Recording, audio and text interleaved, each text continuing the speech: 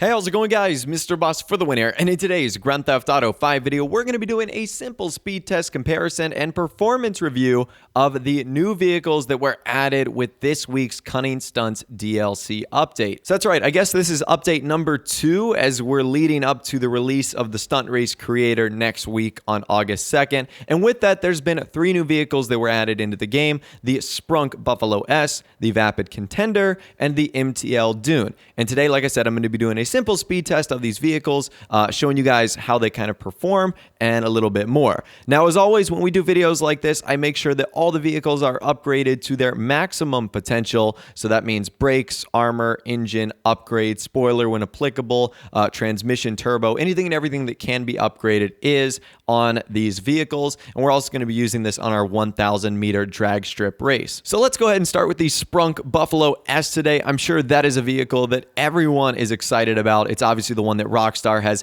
kept from us from a few weeks, and it was the last stock car to be added into the game. So let me tell you the times really quickly before we jump into it. So it was a 24.226 and a 24.192. Now, immediately when I got that time, I knew that it was going to be slower than some of the other sports cars that we had raced in the game. If you think about it, the Massacro had gotten times of 22.559, 22.5. Jester is 23.093, 23.059, and even the 770 had low times in the 23 seconds, but this vehicle is just not that quick. And when you think about it, just in that straight line drag test, the 24 seconds it received is nearly a second slower than the 770 and over 2 seconds slower than the Massacro race car, which is a huge difference. So I kind of expected this as well. It is a 4-door sports car, so you knew that it was kind of going to be lacking in speed just a little bit. Also, according to GTA YouTuber Bruffy1322, he states that it is the 22nd fastest vehicle in the sports car category, so you can tell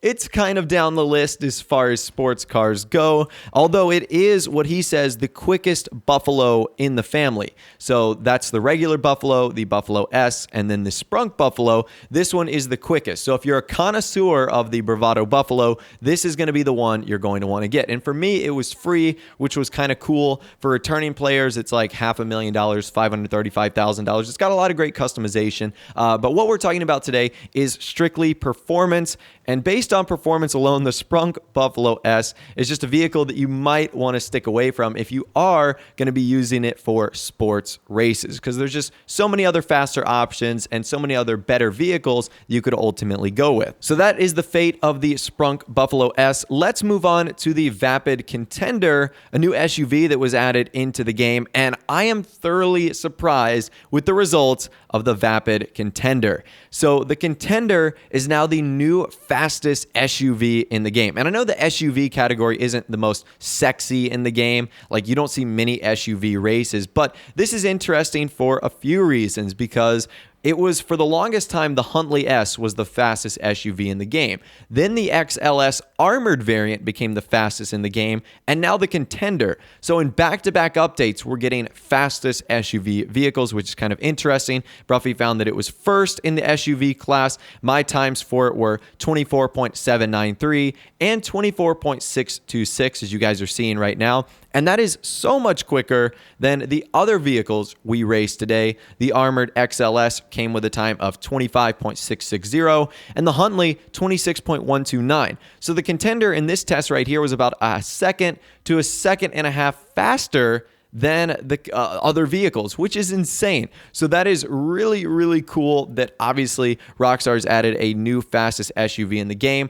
But that means you have to go out and buy this if you want to be competitive in the SUV class races. Now, I know, once again, there's not a ton of SUV races that you run into all the time, but I did think it was interesting that it was something that Rockstar added into the game that was quicker than the previous vehicle they just added in the recent update. Now, what's also great about the Contender is it's only $250,000, making it relatively cheap. So as far as obtaining the fastest vehicles go, this is kind of a win-win. It's quick, it's cheap. The only thing that's not great about it is customization, but obviously we're talking about performance here. So the Contender is a thumbs up. It's a win. You may not love the look, you may not love the customization, but as far as performance goes, it is a must-have if you want to compete in SUV races going forward in Grand Theft Auto Online. All right, so now let's get to something interesting, the Dune. So I know the Dune is a Pegasus vehicle and it's a service vehicle as well, but for whatever reason, it can actually be used in off-road races. I'm going to talk about this a little bit later.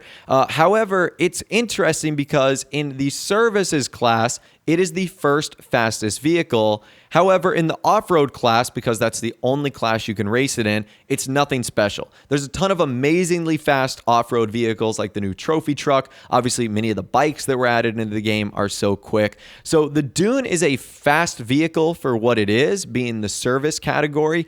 However, because it's stuck in the off-road races, and I don't even know why it's allowed to race anyways, it's not very competitive. So I think it's really interesting what Rockstar has done here, allowing it to be tested in off-road races, but the fact that it's a service vehicle really hinders its ability. In fact, I'm not sure why the Dune became a Pegasus vehicle.